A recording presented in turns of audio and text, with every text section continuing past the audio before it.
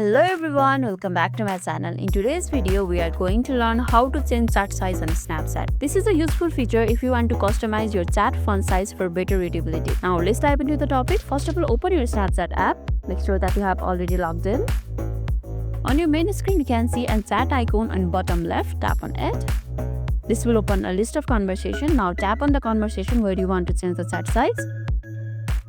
Now type the message. Now you can see upward arrow and downward arrow beside text box.